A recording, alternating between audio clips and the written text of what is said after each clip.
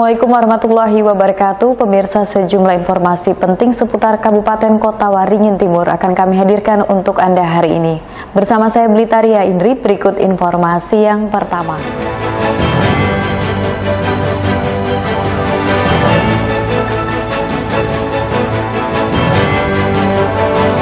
Status tanggap darurat bencana kebakaran hutan atau lahan di Kabupaten Kota Waringin Timur resmi dicabut. Berdasarkan hasil rapat evaluasi, sejak tanggal 24 Oktober daerah tersebut ditetapkan berada pada status masa transisi darurat menuju pemulihan. Dalam beberapa hari terakhir, hujan secara merata terjadi di Kota Waringin Timur dengan intensitas ringan hingga sedang. Hujan yang terjadi sangat membantu dalam mengatasi terjadinya kebakaran hutan dan lahan yang dalam beberapa bulan terakhir marak terjadi. Berdasarkan pantauan Badan Meteorologi, Klimatologi, dan Geofisika atau BMKG Sampit, sejak turunnya hujan, sebaran hotspot atau titik panas di Kota Waringin Timur jumlahnya terus menurun. Bahkan pada Minggu 23 Oktober, sebaran titik panas terpantau nihil atau 0 titik panas. Berdasarkan perakiraan BMKG Sampit, dalam beberapa hari ke depan potensi hujan masih akan terjadi secara merata di Kota Waringin Timur. Hujan yang terjadi tersebut merupakan proses alami dan bukan merupakan teknologi modifikasi cuaca atau TMC. Mulai turunnya hujan secara alami dengan frekuensinya yang meningkat, menandakan jika saat ini wilayah Kota Waringin Timur mulai mengalami peralihan musim, dari musim kemarau memasuki musim penghujan. Sementara untuk masuknya musim penghujan di Kota Waringin Timur diprediksi mulai terjadi pada awal November mendatang. Dengan perakiraan untuk tanggal 23 sampai 25 ini kita berpotensi terjadi hujan ringan hingga sedang hampir di seluruh wilayah Kota Waringin Timur. Pak, kalau hujan yang terjadi belakangan ini TMC kah atau memang alami, Pak? Untuk hujan berapa hari ini itu alami karena ada beberapa kondisi cuaca yang memang mendukung untuk terjadinya hujan seperti itu. Pak, ini sudah masuk masa peralihan ke musim penghujan kah atau gimana? Dapat dikatakan itu masuk daerah masa peralihan dari musim kemarau ke musim hujan seperti itu. Untuk musim hujan perkiraannya di awal November ini, di dasaran 1 November ini seperti itu. Terus untuk dari tanggal ini 26 sampai tanggal 30 itu diperkirakan cerah berawan. Pak, untuk yang cerah berawan itu memang potensi kerawanan karhutla kembali meningkat atau seperti apa? Berdasarkan peta kerawanan, potensi peningkatan terjadi karhutla kembali. Meski begitu, pada tanggal 26 hingga 30 Oktober mendatang, cuaca di Kota Waringin Timur diprediksi akan kembali cerah berawan atau panas. Kondisi ini membuat potensi terjadinya karhutla kembali dapat meningkat sehingga masih perlu untuk diwaspadai. Mashud Badarudin, Hayat TV. Setelah dilanda kemarau panjang hingga menyebabkan banyaknya terjadi kebakaran hutan dan lahan, Kabupaten Kota Waringin Timur mulai memasuki masa peralihan ke musim penghujan. Dalam beberapa hari terakhir, hujan kerap turun mengguyur daerah tersebut. Sejak tanggal 12 September lalu, Kabupaten Kota Waringin Timur dengan maraknya kebakaran hutan dan lahan hingga menimbulkan kabut asap tebal ditetapkan pada status tanggap darurat bencana karhutla. Berdasarkan rapat evaluasi yang dilakukan pada Senin 23 Oktober, status tanggap darurat karhutla tersebut akhirnya dicabut. Mulai tanggal 24 September, Kota Waringin Timur ditetapkan berada pada status masa transisi darurat karhutla menuju pemulihan. Dicabutnya status tanggap darurat karena karhutla sudah tidak lagi terjadi dan titik panas juga terpantau nihil akibat hujan beberapa kali mengguyur daerah setempat. Di samping itu, dalam beberapa hari ke depan juga diprediksi masih akan kembali terjadi hujan. Dengan sudah tidak adanya lagi karhutla, kualitas udara di Kota Waringin Timur dilihat dari Indeks Standar Pencemaran Udara atau ISPA juga berangsur membaik. Kita mungkin ada penurunan status nanti yang dari tanggap darurat ke masa pemulihan. Itu juga ada pertimbangan lain terutama dari BMKG terutama dulu. Jadi karena juga beberapa hari ke depan ini sudah mulai hujan, jadi perkiraan BMKG dari beberapa minggu yang lalu pada saat kita melakukan status sampai dengan hari tidak ada perubahan. Ditambah lagi memang ada hujannya lumayan deras hitungannya, sehingga tentunya hotspot juga akan turun. Kedua lagi ispunya juga mulai turun juga. Berdasarkan data BPBD Kota Waringin Timur, selama masa tanggap darurat bencana Karhutla, terdapat lebih dari 1.000 hektar hutan atau lahan terbakar di daerah setempat.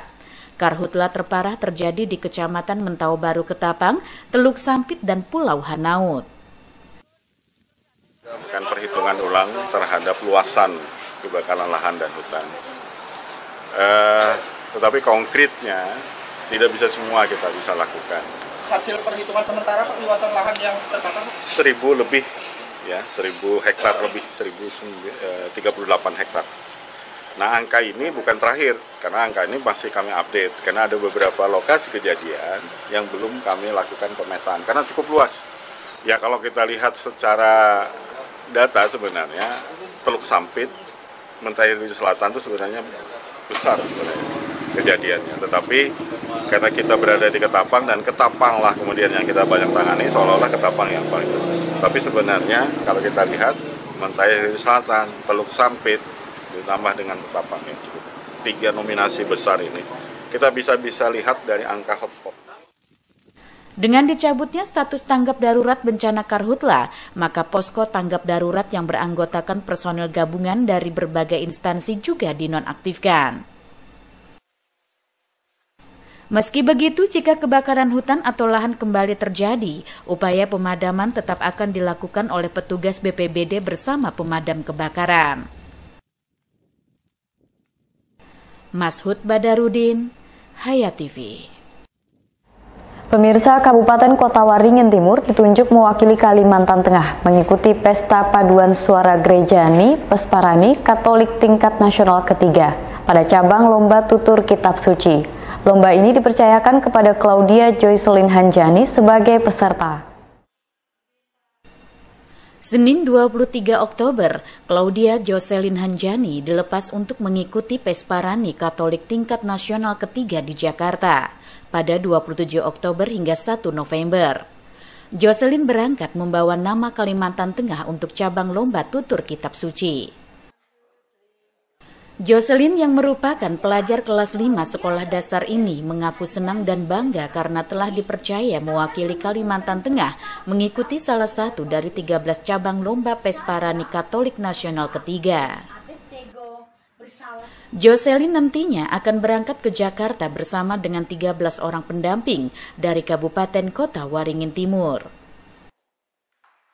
Dengan persiapan matang melalui latihan yang rutin dilakukan selama kurang lebih 1 bulan terakhir, Joycelyn optimis bisa tampil secara maksimal dan berhasil membawa nama harum Kalimantan Tengah dengan meraih juara. Puji Tuhan, perasaan saya senang karena yang pertama kali untuk bisa mewakili Kalimantan Tengah. Untuk targetnya nanti di nasional seperti apa? Bisa tampil maksimal dan tidak demam panggung. Persiapannya setiap pulang sekolah itu latihan di aula gereja. Lalu setiap naskah itu biasanya kalau ada yang salah itu akan dibetulkan. Kita akan belajar ekspresi muka, suara, intonasi, dan biasanya ada penekanan atau pelembutan di setiap narasi.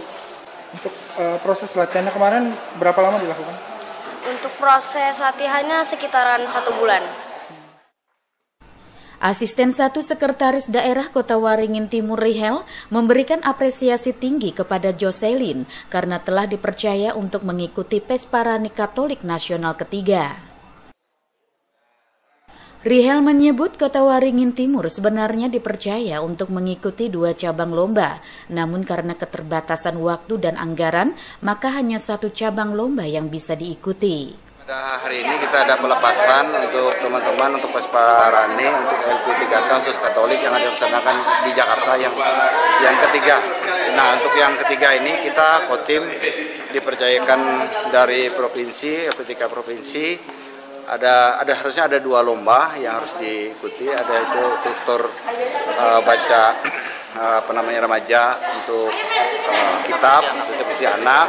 Nah, kemudian yang satunya untuk yang dewasanya, paduan suara dewasa. Tapi karena pertama mungkin keterbatasan dana, ditambah lagi juga persiapan, dan untuk tingkat provinsi pun kita tidak ada untuk seleksi ya atau audisinya. Tapi untuk di 2024 kita asakan untuk audisi untuk persiapan di 2025.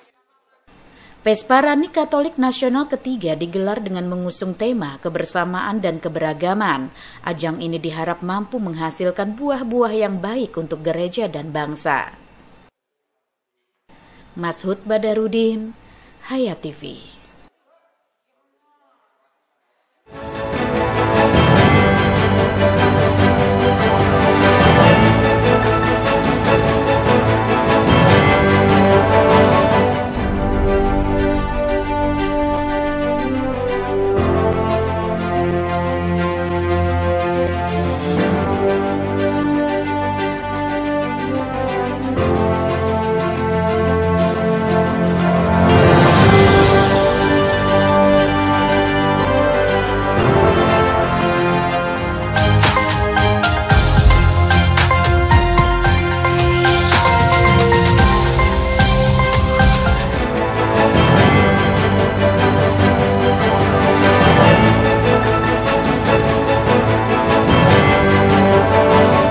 Pelaksana tugas Kepala Dinas Pendidikan Kota Waringin Timur, M. Irfansah, menegaskan pihaknya sangat mendukung sekaligus mengapresiasi terselenggaranya kegiatan ini sebagai salah satu wujud kolaborasi Kemenkeu RI untuk membangun SDM yang berkualitas menuju Indonesia maju, unggul dan berkarakter menuju generasi emas 2045.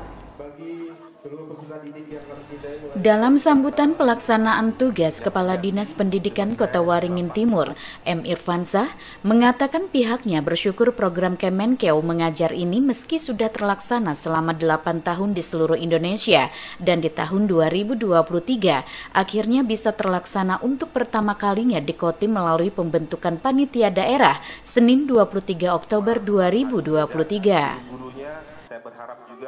Irfansah berharap kegiatan Kemenkeu mengajar ini dapat memberi manfaat lebih bagi sekolah, peserta didik dan semua pihak untuk memahami betapa pentingnya pengelolaan dan pemanfaatan APBN untuk keberlangsungan negeri.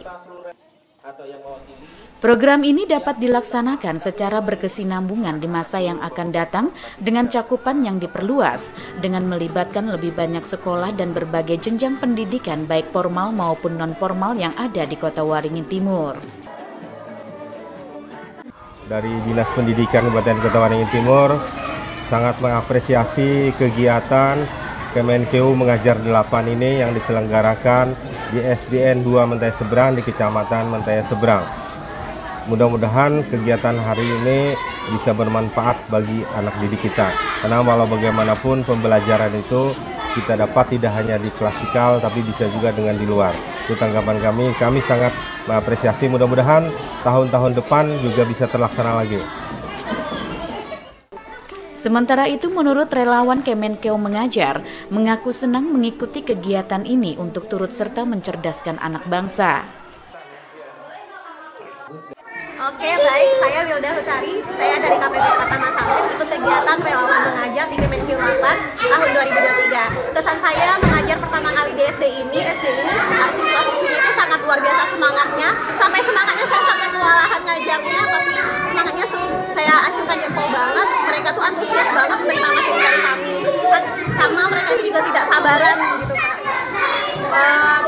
Kesan dari saya, anak-anaknya itu seru-seru semua, jadi mereka sangat antusias mengikuti pembelajaran yang kita kali ini. Terima kasih. Melalui program Kemenkeu Mengajar ini sebagai wujud untuk membangun SDM yang berkualitas menuju Indonesia maju, unggul dan berkarakter menuju generasi emas 2045. Tahun 2023 kami Normansa, Hayat TV. Demikian pemirsa, informasi tadi menutup perjumpaan kita kali ini. Mewakili kerabat kerja yang bertugas, saya Blitaria Indri mohon undur diri dari hadapan Anda. Sampai jumpa, wassalamualaikum warahmatullahi wabarakatuh.